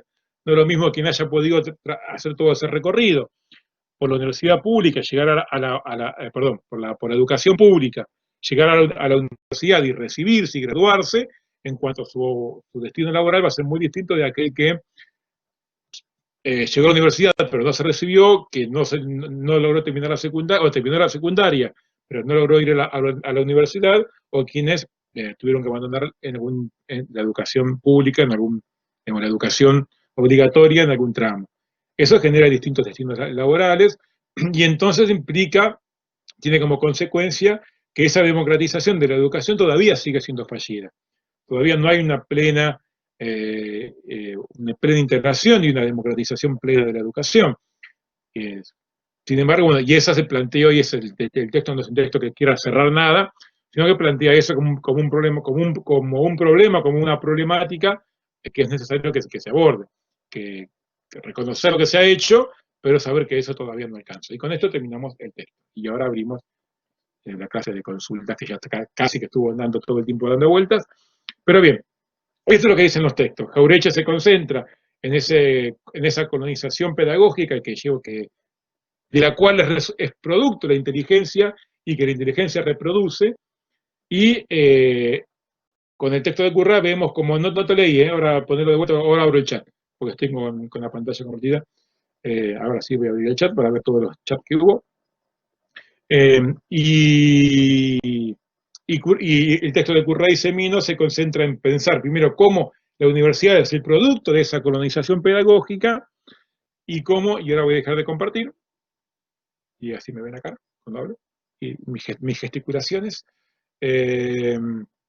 Y cómo esa universidad es el producto de esa colonización pedagógica, cómo en sus orígenes era una reproductora de. ¿Me vieron chiquito ahí abajo? Bien. Sí, porque no sé en qué medida, cuando grabo los videos no aparece la cara. Pero cuando estamos en vivo sí aparece. ¿Qué estaba diciendo? Bien, esa universidad es el producto de esa colonización pedagógica, pero cómo se ha ido transformando y se ha ido masificando. A la par, este texto se puede ir, los dos textos, el de Jauretche y este de Currá, hay que leerlo acompañando el texto de Adamowski, los dos van en sintonía. Bien. Sí, bueno, ahí hay un tema. Ahí Florencia decía. Exactamente, ahí se nota cómo en la incidencia del fracaso universitario, que muchas veces se les atribuye a la universidad o a los propios estudiantes, fíjense que siempre está ese tema. Eso estaba muy bien trabajado en el texto de Bauman, que no vamos a ver este cuatrimestre, cómo se individualiza la culpa sobre quienes no, en realidad quienes no han tenido las condiciones para poder ser exitosos en su desempeño educativo y por lo tanto en su inserción laboral, se les atribuye la culpa cuando en realidad es una cuestión estructural. Una educación, aún no distingamos entre privada y pública, que es mucho más fuerte la diferencia, pero aún dentro de la educación pública hay escuelas secundarias que te preparan mucho mejor para la universidad que otras. Y entonces, que a alguien le cueste mucho más entender este texto, esta clase de ahora, no depende de que es más o menos capaz, de que es más o menos inteligente, o de que se ha esforzado más o menos. A veces es al contrario. Quienes más se esfuerzan son quienes mejores, quienes menos han estado preparados por las instituciones educativas, y que además tratan de, de llegar con éxito al fin de las cursadas de las materias, y son, sin embargo, a veces quienes no llegan, y a eso se los culpa de ir a la universidad a calentar una silla. Eso da mucha bronca, esos discursos de que dicen que los estudiantes, porque no logran aprobar las materias, porque están mucho tiempo cursando hasta que logran aprobar, son vagos que van a calentar la silla. Eso da una bronca terrible, terrible, porque eso a los estudiantes, a los estudiantes que les pasa eso, son los que más se esfuerzan, los que más los intentan. Lo que más lo intentan, yo he tenido estudiantes que han cursado 3 o 4 veces la materia hasta que lo pudieron aprobar, y eso no es calentar una silla. Eso es un esfuerzo enorme de intentar incorporar lo que no han obtenido de la educación en general. Sí, bueno, eso es un país, eso es todo lo que suele pasar. A ver, el tema es que está bien que la universidad enseñe más cosas que la escuela secundaria. El tema es si lográs poder incorporar esos contenidos porque de alguna manera la escuela secundaria te preparó. El problema es cuando eso no pasa.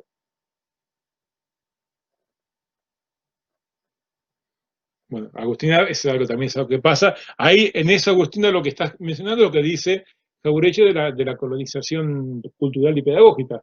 Esa profesora nunca entendió, y de la distinción entre la teoría y la empiria, nunca entendió con quién estaba trabajando y cómo tenía cuál era su función en el aula. No es tratar de que todos sean como vos querés, sino tratar de que ciertos contenidos los ayuden a poder mejorar su desempeño institucional y aprender cosas para afuera, pero sobre todo para adentro. En realidad la escuela no prepara para el mundo, la escuela prepara para la escuela. La escuela primaria te prepara para la secundaria para la universidad, y la universidad te prepara para que vos puedas CBC para el resto de las carreras, y recién a lo último, en la última instancia, empezás a ver cosas que te sirvan para el mundo.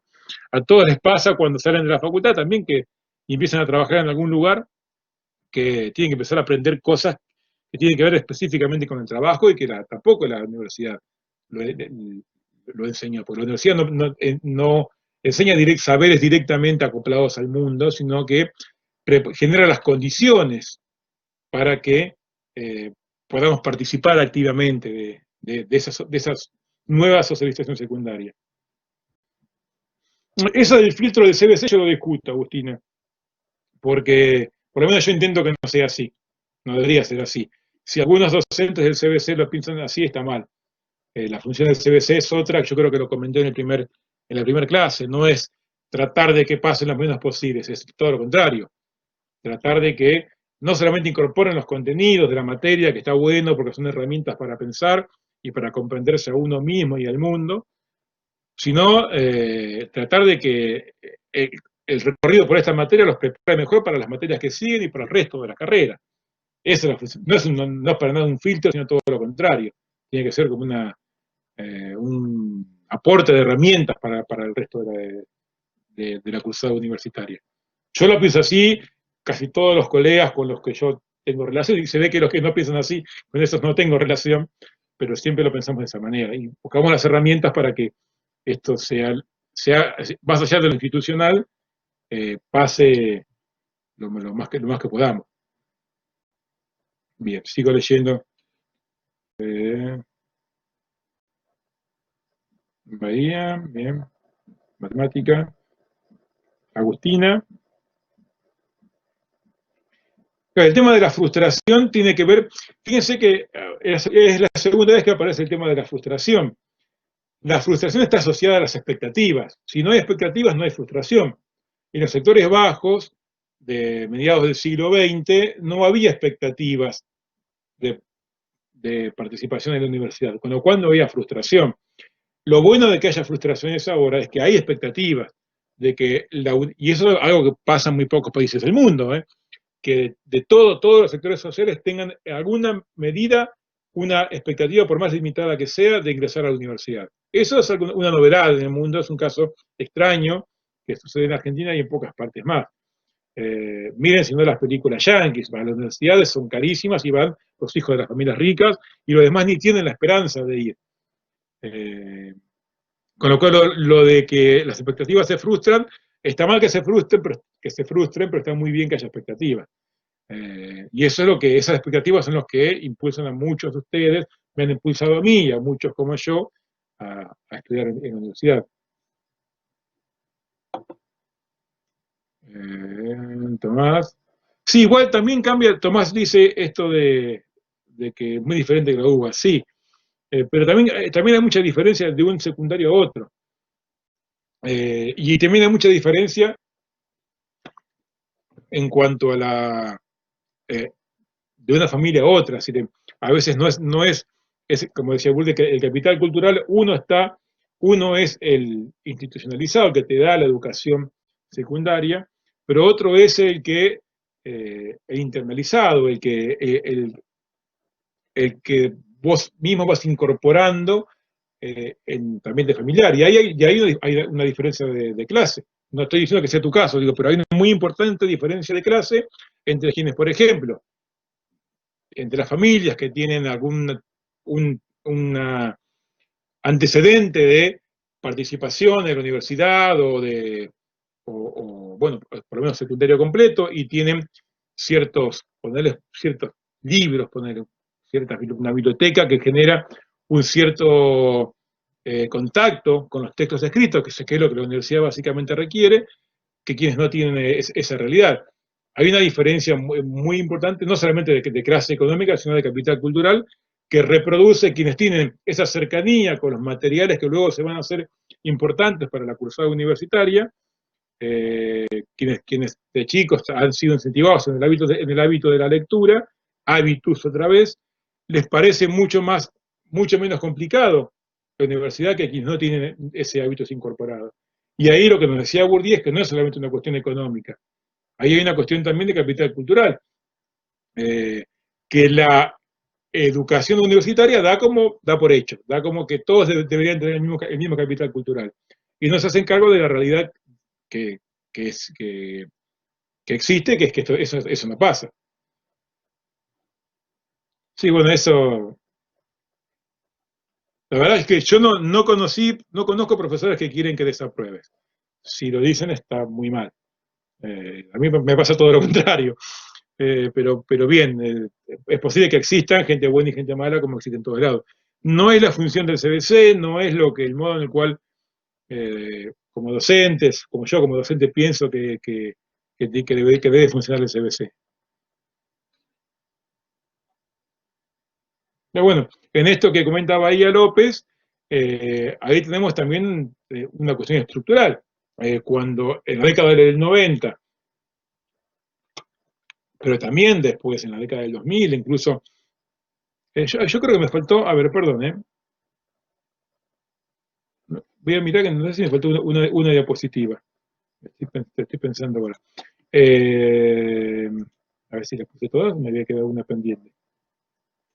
Digamos, cuando la educación justamente no es pensada como una prioridad, teniendo en cuenta de todos estos factores, es cuando sucede eso que estaban comentando, que por falta de inversión no está bien. Puse no sé por qué me imaginé que me había faltado poner una diapositiva. Perdón por por el lapsus.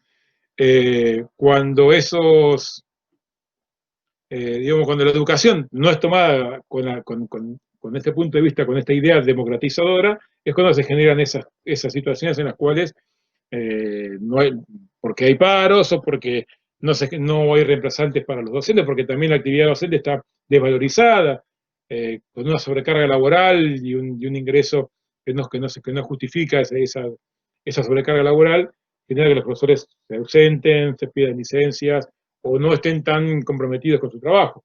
No está valorizada en ese sentido la educación. El problema no es solamente que haya clases, sino que haya también una valorización de lo que significa tener clases. Y en todo esto, en esto que dice Celeste, ahí está, ahí tenés otra vez esa cuestión de la colonización pedagógica del cipallismo cultural. Si hay ciertos valores asociados a la enseñanza, que son los valores de las élites, que plantean como que, o se tienen como punto de partida que el capital cultural es uniforme, que todos tenemos las mismas condiciones para aprender todo al mismo tiempo. Entonces, si no entendés, es culpa tuya. No es una cuestión que está asociada a la estructura social, no es una cuestión que está asociada a las disposiciones también que tiene que ver con la pertenencia de clase, con la pertenencia familiar, y no es una cuestión que está también asociada a la incapacidad del docente de saber explicar. Sí, sí, la idea del CBC. Seguimos discutiendo este texto que está perfecto, pero miren que también estamos ya en clase de repaso de los otros textos de la materia, de esta segunda parte, así que estoy abierto también a cualquier duda que haya, que me la pueden hacer abriendo el micrófono si quieren, o por chat, como quieran. Ya estamos en periodo de clase de consulta sobre los temas de esta segunda parte. Muchos ya estuvimos repasando.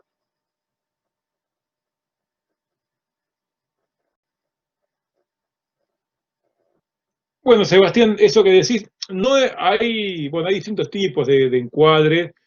Por empezar, también es cierto que en esa extensión de la socialización primaria, que es la secundaria, perdón, que es la escuela primaria, ¿no? Que si bien no es estrictamente socialización primaria, está bastante ligada a esas formas, al vínculo afectivo con las maestras todavía.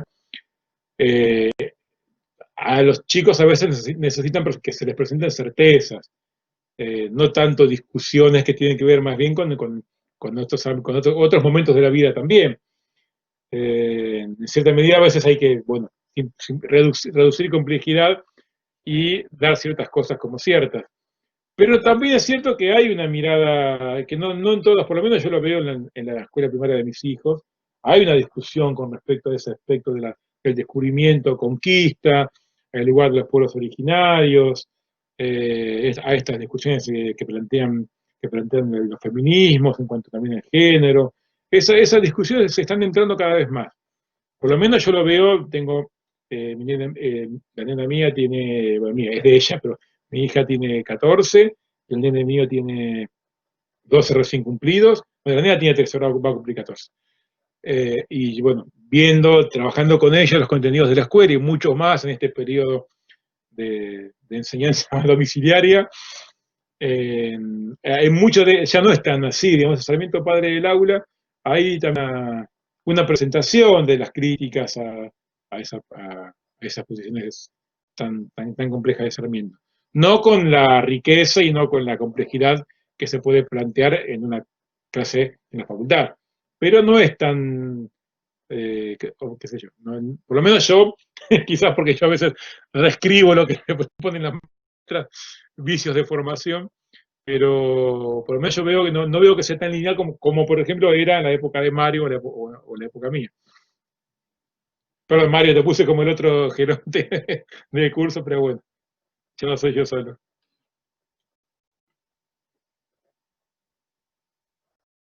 Está bien. Pero fíjense que, bueno, esto es muy común, todo esto que cuenta Florencia, en esas profesiones que tienen un aspecto más elitista. En derecho es mucho más común, en economía y en medicina tengo entendido que también, aunque bueno, no tiene que ver, pero todas esas materias y esas carreras atadas a esas profesiones, muy vinculados a esa tecnocracia, a esa inteligencia de la que habla Jauretche, no es que yo defienda a los profesores sociales, ¿no? Pero, por ejemplo, en exactas no es tan así. Yo antes de estudiar sociología estudié física, en exactas. Ahí, si bien no tiene digamos, hay también una exigencia muy grande, hay un intento también de inclusión más importante que lo que veo en las carreras vinculadas a profesiones liberales más elitistas como derecho o medicina.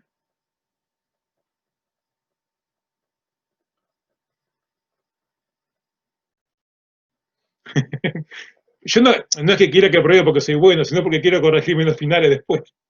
Eso es lo que pasa. Cuando más aprueban, menos finales. No, es que en serio yo pienso, pero es una forma. Pero no soy yo solo, casi todos los colegas con los que yo charlo partimos de las mismas premisas y con las mismas intenciones. No que apruebe cualquiera, pero sí que la función nuestra es trabajar sobre los contenidos y sobre la capacidad de reflexionar y de incorporar herramientas de pensamiento de usted, no tanto sobre el resultado en un parcial. Obviamente que de alguna manera hay que, digamos, no sirve de nada tampoco que un docente apruebe a todos porque sí, y listo.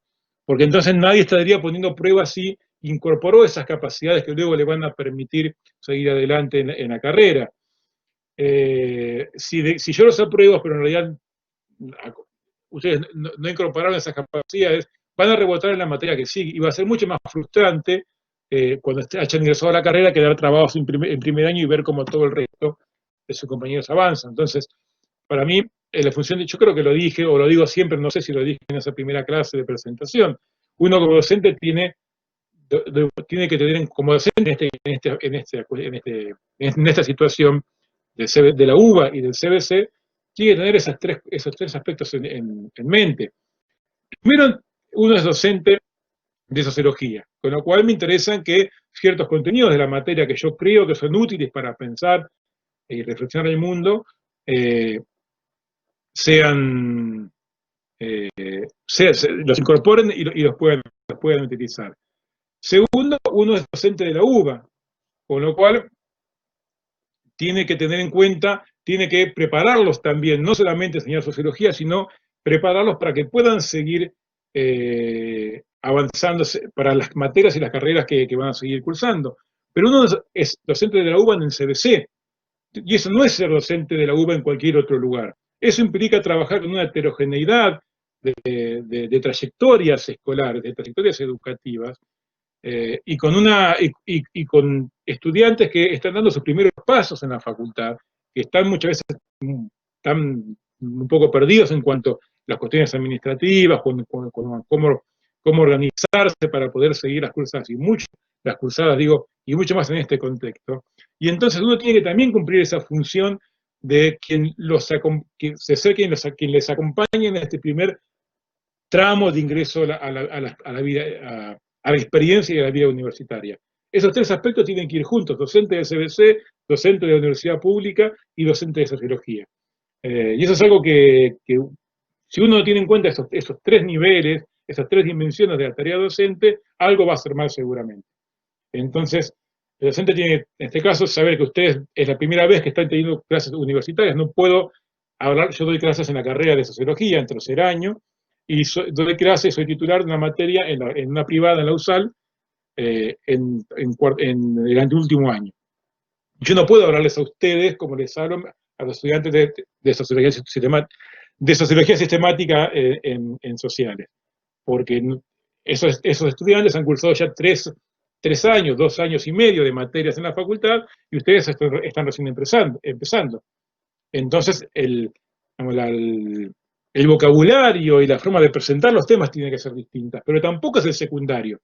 Y de eso yo no estoy de acuerdo con otros colegas que convierten las clases del CBC en casi clases de secundario, con películas, con esas cosas. Yo no estoy de acuerdo porque el resto de las materias que van a seguir cursando no van a ser así. No le van a pasar películas y van a pensar, que está muy bueno como herramienta de discusión, pero no es algo que les vaya a pasar más adelante. Entonces, esa función de prepararlos para el resto de la carrera, de la vida universitaria, la estamos cumpliendo.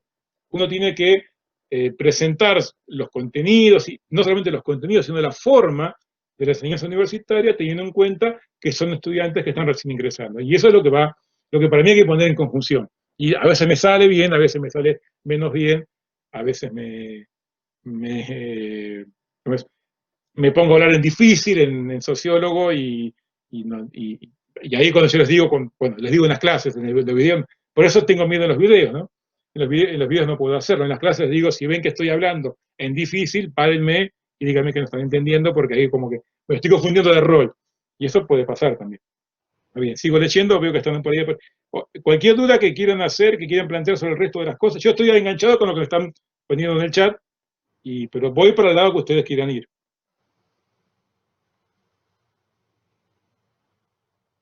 Exacto, bien. Acá hay una sobre Marx. Bien, a ver, vamos a ver. Cuando Marx habla de la revolución social, dice Agustina, de que los trabajadores toman conciencia de la explotación que viven, o sea, en un punto, el capitalismo lleva a esa revolución. ¿Es necesaria? Es muy buena esa pregunta, Agustina. Dos cosas. ¿Qué creía Marx? Y en realidad hay dos niveles, porque esto no lo puedo desarrollar con la complejidad que requeriría, porque a ustedes les falta una parte de los textos, que son los textos más políticos. Ese cuadrito, pero que yo mucho no lo desarrollé, que habla el rol que tienen los trabajadores en la revolución. Ahora, el texto que ustedes tienen para leer, el prólogo a Contribución a Crítica de la Economía Política, es un texto más estructuralista. Ahí pareciera ser que las revoluciones se han dado y se van a dar solas, como que nadie tiene que hacer nada, sino que las propias contradicciones de la base económica van a generar la revolución. En realidad, eso ahí Marx lo está poniendo muy sintético, pero en otros textos lo complementa con el concepto de praxis. Para la praxis que hace falta la toma de conciencia de los trabajadores.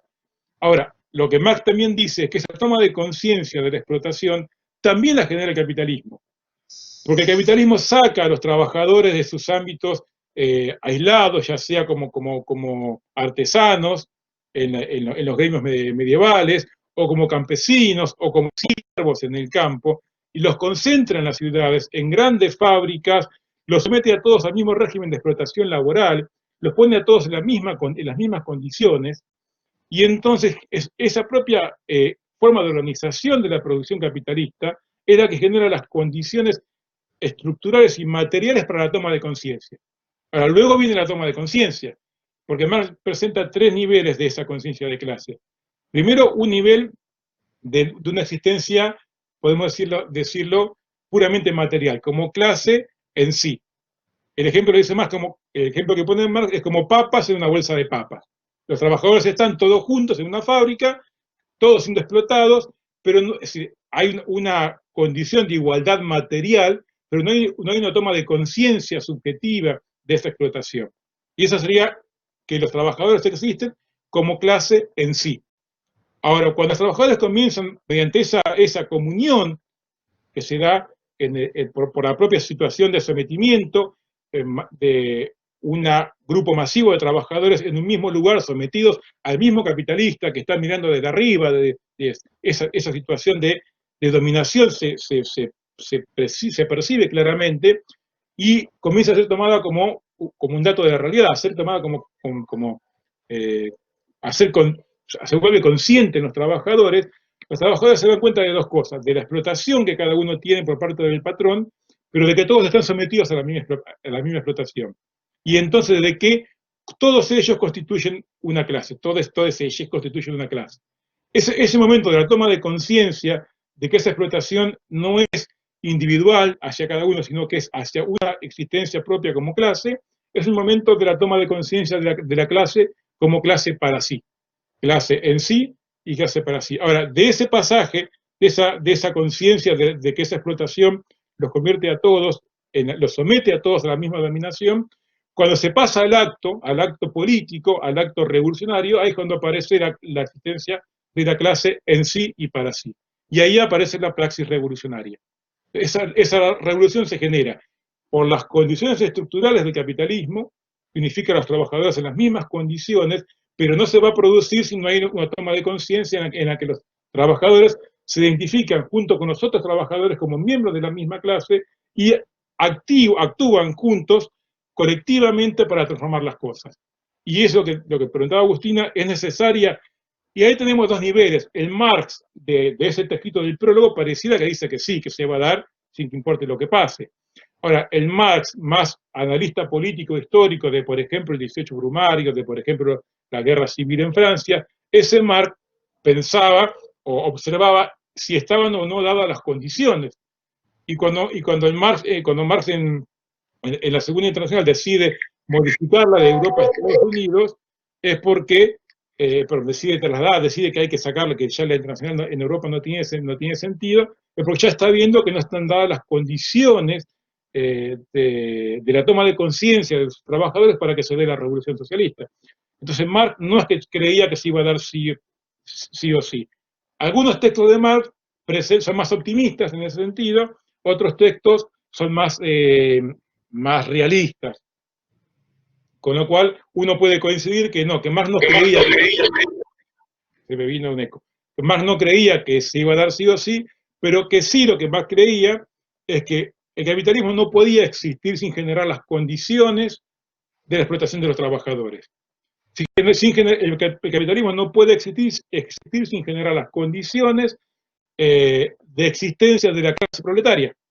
Con lo cual, en la medida en que el capitalismo solamente puede existir explotando a la masa de los trabajadores, concentrándolos en unidades de producción bajo el mismo régimen de dominación económica, pero que en la medida en que el capitalismo se expande por el mundo, se convierte también en un régimen de dominación política, en algún momento esa toma de conciencia de clase en sí para sí va a suceder. Por supuesto que a esto que Marx decía, hay que seguirlo leyendo lo que dice Adamowski y Jauretche. Eso va a suceder si no hay un proceso de colonización pedagógica en el cual los sectores dominados no se identifiquen como miembros de una misma clase, sino que identifiquen sus intereses como con los intereses de las clases dominantes, de las élites culturales. Y entonces ahí lo que falta es, si bien existen como clase en sí, como clase dominada, y es lo que dice Adamowski, en qué medida la clase media puede pensar en qué medida podemos pensar que existe una clase media cuando esos trabajadores, esos sectores medios, son también trabajadores asalariados, desprovistos de los medios de producción, y entonces cuya existencia como clase en sí, es decir, su existencia material, los pone debajo como no poseedores, no propietarios de los medios de producción. Y entonces tan dominados como los trabajadores, como los sectores más bajos. Por lo cual, para Adamowski dice, como clase material, como clase en sí, los sectores medios son clase trabajadora, son clase dominada. Ahora, esos sectores medios, sin embargo, culturalmente identifican sus valores y su existencia como con los intereses y los valores culturales de las clases dominantes. Y en la medida en que no se produce esa identificación como clase en sí y clase para sí, la revolución todavía y quizás nunca se dé. Por ejemplo, el momento crucial fue la Primera Guerra Mundial. En Alemania, el proceso de los movimientos del Partido Socialdemócrata Alemán, que es el partido que es lo que derivó el Partido Comunista, estaba muy avanzado, era un gran movimiento de masas, era un partido proletario de masas, con presencia en el Parlamento, con mucha capacidad de movilización y con las condiciones ya listas casi para que se llevara a cabo la revolución. Ahora, cuando viene la Primera Guerra Mundial, esos trabajadores y ese partido vota los impuestos y le autoriza las partidas económicas para la guerra que enfrenta a trabajadores alemanes con trabajadores franceses. Ahí es donde, bueno, se produce la gran crisis. Hay una figura emblemática que es Rosa Luxemburgo, una dirigente política, feminista y pacifista del Partido Socialdemócrata Alemán, donde se da cuenta de que de que todo ese esfuerzo ha fracasado rotundamente, porque su partido y el movimiento de los trabajadores, en vez de encolumnarse con los intereses de los trabajadores de los otros países de Europa, se asocia con las clases dominantes para empezar lo que fue esa masacre, la Primera Guerra Mundial, que no es otra cosa que trabajadores matando trabajadores, porque no eran los dirigentes, no eran los capitalistas los que iban a pelear. Bien, no sé si te respondí, Agustina, estás por ahí. Celeste pregunta: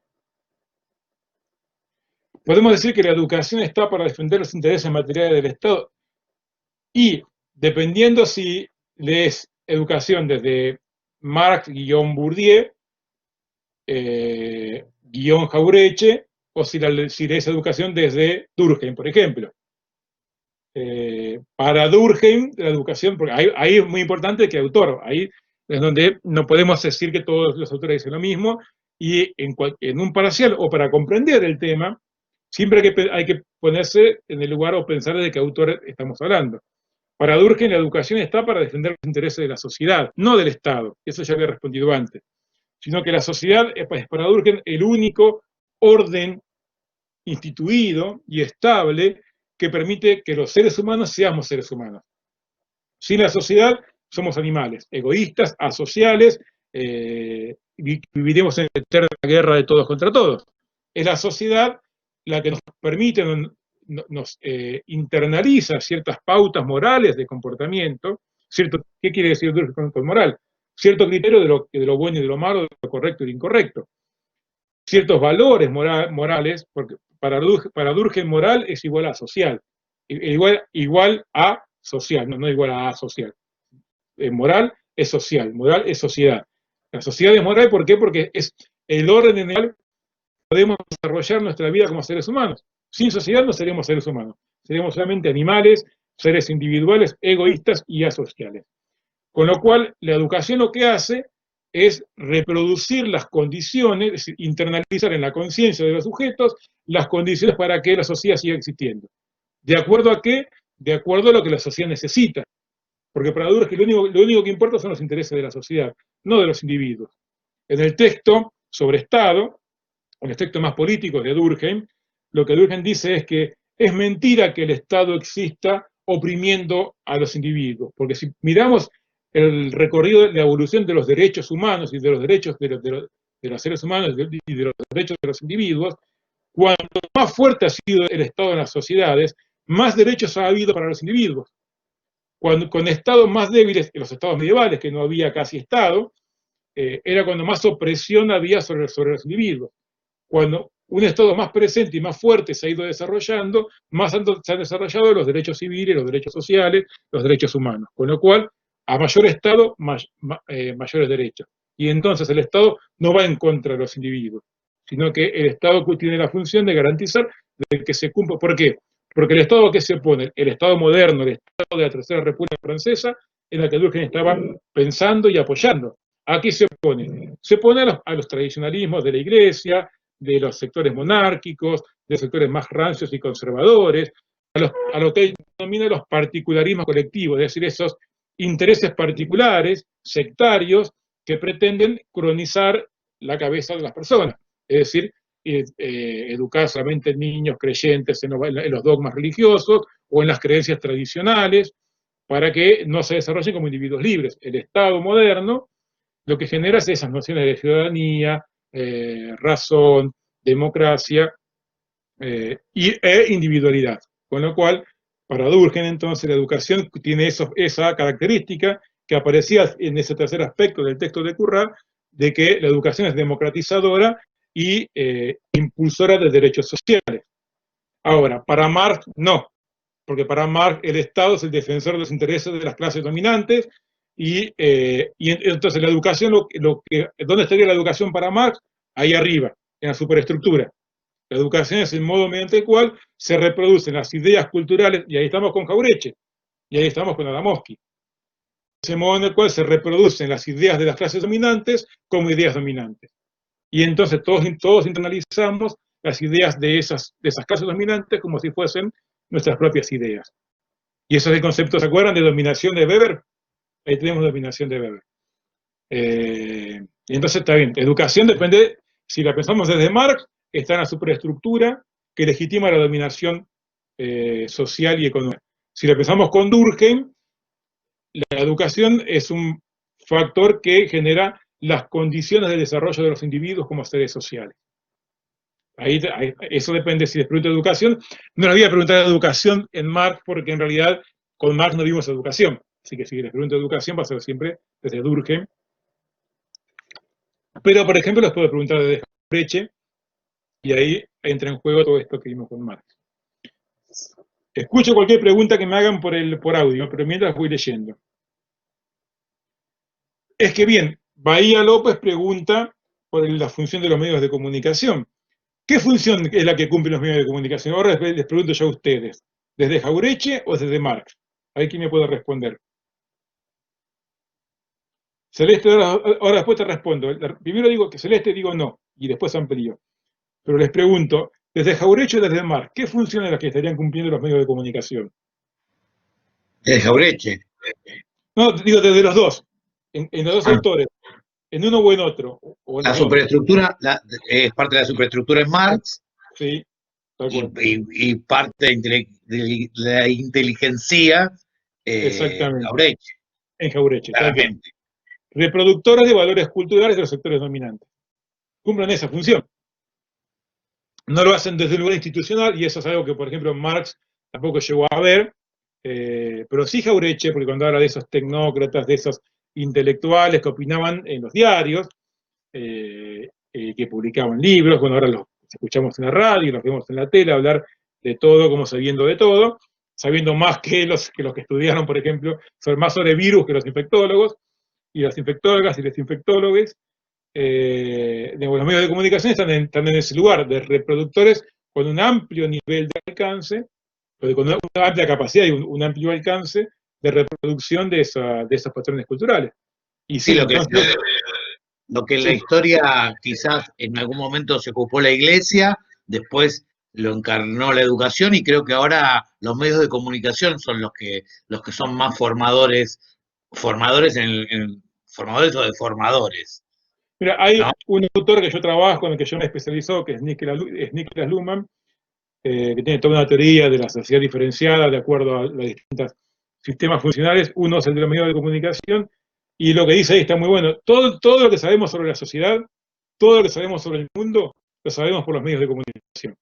Es decir, todo lo que queremos saber acerca de cómo funciona la sociedad, lo sabemos por los medios de comunicación. Si la imagen que tenemos del mundo es la imagen que nos transmiten los medios de comunicación. Hoy en día ocupan el lugar, como vos bien lo decís antes, en describir el mundo, el lugar que antes ocupaba, hasta no hace mucho, quizás ocupaba la ciencia o que antes ocupaba la iglesia. Son los grandes descriptores del mundo.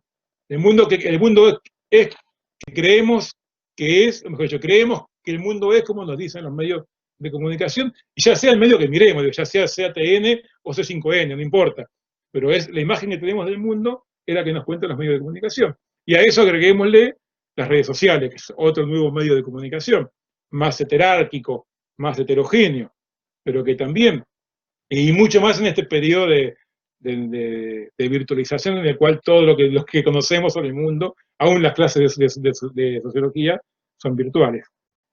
Bien.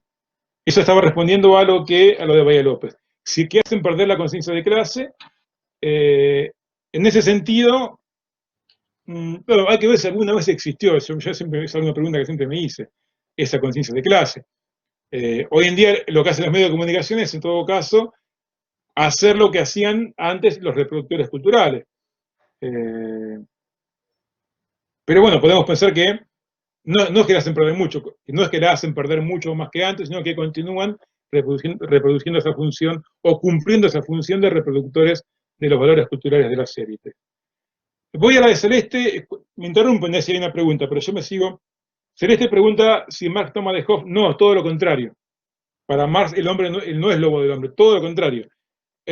Para Marx el ser humano existe como ser humano en la medida en que transforma la naturaleza. Yo creo que hablé en el video, no me acuerdo si lo dije así, del proceso de antífisis, que viene de physis, que en física quiere decir naturaleza, anti es negación de la naturaleza. Ese proceso es continuo y continúa hasta hoy en día. En cada cosa que hacemos, en la manipulación, qué sé yo, no sé, acá, esta agua que estoy tomando en la botella, salió de una canilla, no la fui a sacar del río. Y aunque la hubiese ido a sacar del río con un jarrito, ahí ya estaban negando a la naturaleza, porque esa agua ya no está en el río como parte de la naturaleza, está en el jarrito que yo me voy a tomar, mucho más adentro de una botella de plástico. Entonces, todo lo que hacemos, toda la actividad humana, en la medida en que es humana, es negación de la naturaleza. Si no fuese negación de la naturaleza, no sería humana, sería entonces naturaleza, sería animal. Y esa es la diferencia que más plantea entre el ser humano y la naturaleza. El ser humano existe mediante la negación de la naturaleza. Ahora, esa negación de la naturaleza no es individual, porque también los liberales, los teóricos, los filósofos liberales, planteaban que el ser humano, planteaban esta distinción entre ser humano y naturaleza, pero la planteaban de un modo individual. Y ahí es donde aparece la metáfora, no sé si leyeron, Robinson Crusoe, esa novela de William Dafoe, de ese náufrago, si no piensen en este otro que no quedó, otra vez no me puedo acordar el nombre. Tom Hanks. Tom Hanks, el náufrago, aquel que va en la isla, se la arregla solo y sabe hacer todo. Autosuficiente. Autosuficiente. Esa metáfora del Robinson Crusoe, del náufrago, es la que usaba el liberalismo para presentar el modo en el que el ser humano subsiste, transformando la naturaleza y construyendo su ambiente a su medida. Ahora, Marx decía, esa metáfora es falsa, porque tanto Robinson Crusoe como el náufrago, el náufrago de Tom Hanks, ya llevaba en su conciencia, en sí mismo, llevaba toda la cultura europea y todos los saberes que le permitieron sobrevivir. Ese conocimiento que le permitió hacerse la casa, cortar la palmera, exprimir el coco, lo que sea, eso es cultural. Eso es, y es colectivo. Es decir, es social. Eso es un producto de la sociedad. Con lo cual, todo acto transformador del ser humano en relación a la naturaleza es siempre una práctica colectiva. El ser humano solo se lo comen los leones, ni los leones, se lo comen los mosquitos. No puede sobrevivir de ninguna manera un ser humano aislado. Si existe es porque existe como comunidad, como grupo. Entonces, antes, es decir, a la par que la propia existencia del ser humano, está la existencia del ser humano como ser, Marx lo dice así, como ser genérico, como ser comunitario, como ser con otros. Con lo cual, la naturaleza del ser humano no es individual, sino que es colectiva, es social. Más que de Hobbes, lo toma de Aristóteles, el soion politikon, el ser humano como el ser orientado o perteneciente a la polis, a la sociedad, a la comunidad. Entonces, el ser humano es comunitario por naturaleza, nunca es el lobo del hombre. ¿Qué es lo que lo convierte en el lobo del hombre? La explotación. Cuando aparece una clase dominante que explota y se aprovecha, ahí sí, por un interés exclusivamente individual, y un interés de lucro individual, explota y se apropia del trabajo de otro ser humano. Y ahí es donde aparece la alienación. La alienación es la pérdida, el ser humano al perder aquello que lo define como ser humano, que eso es central, porque cuando te quitan el producto de tu trabajo, no te están quitando algo material, te están quitando la expresión de tu humanidad, porque en lo que vos hiciste, al transformar la naturaleza, ahí pusiste tu condición de ser humano. Cuando eso te es expropiado, cuando eso te es quitado, lo que estás perdiendo es tu propia condición de ser humano. Y eso es lo que Marx denomina alienación, que es la separación del ser humano, pero con el producto de su trabajo, con los medios de producirlo, porque los medios ya tampoco le pertenecen, la expropiación de los medios de producción, la alienación de los otros seres humanos, porque ahí entonces los trabajadores compiten entre sí por los puestos de trabajo en el mercado de trabajo, y entonces se enfrentan a quienes deberían ser iguales que ellos. Y implica la alienación del ser humano con el respecto del propio ser humano, porque en la pérdida de todo eso se pierde a sí mismo como ser humano. Y todo eso es lo que se recupera y con lo que el ser humano se reencuentra cuando obtiene la conciencia de clase, cuando se reconoce como clase en sí, para sí. Con otros, primero reconocerse con otros como iguales, entonces romper la alienación con otros seres humanos. Mediante la lucha revolucionaria, apropiarse de los medios de producción, con lo cual recuperar, romper la alienación con los instrumentos del trabajo. Al romper la alienación con los instrumentos, digo, y también con el objeto del trabajo. Al romper la alienación con el objeto, al apropiarse revolucionariamente de los medios de producción, entonces de lo que se está apropiando es del producto del trabajo, vuelve a retomar la propiedad sobre el producto del trabajo. Y ahí se recuperan, se reúne, se rompe la alienación con sí mismo, como no me sale la palabra, Bueno, eso. Se une, se vuelve a reconocer como ser humano. Estoy buscando la palabra, con su propio, esa palabra que no me acuerdo, no me sale, con su propia humanidad, se reintegra. Se reencuentra, se Se reencuentra. reencuentra, pero no era se reencuentra, no importa, pero poner que se reencuentra con su propia humanidad. Algo con re era, pero no importa. Entonces, para Marx, la alineación se rompe, por eso es que es tan importante la lucha revolucionaria, no por una ganas de hacer quilombo que Marx tendría, no solamente para vengarse de los capitalistas, era medio bardero también, pero no es por eso, sino porque en la apropiación, la revolución, lo que implica es la apropiación de los medios de producción por parte de los propios productores. Y eso implica su reencuentro, ya que vamos a usar esa palabra, ya que no me sale la que yo estoy buscando, su reconciliación, esa es la que estaba buscando, se reconcilia con su propia humanidad. Y ese es el objetivo de la revolución.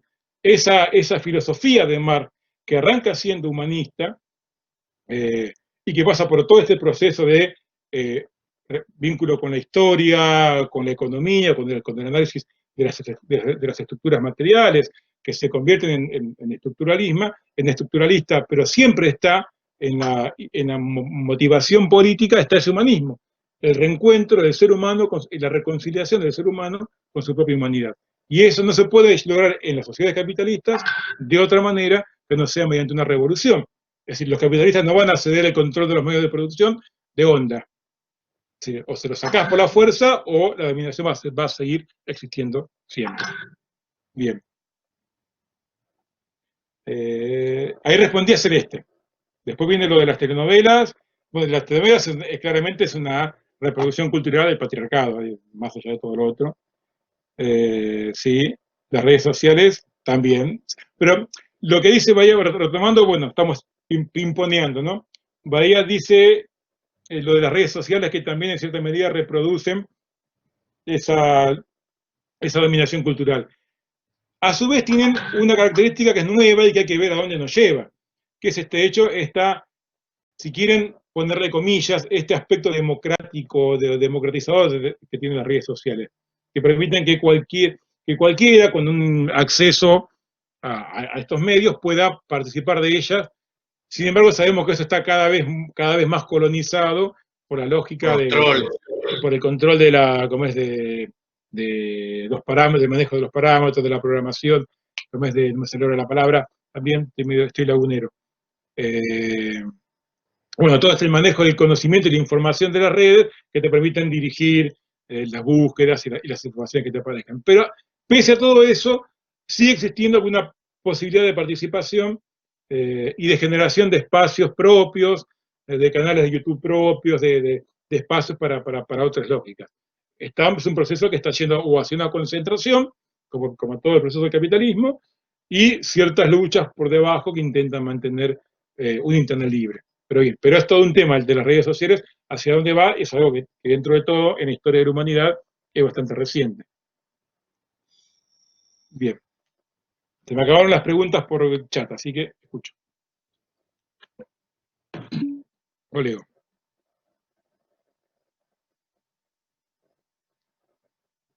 Gracias, Florencia. Hago.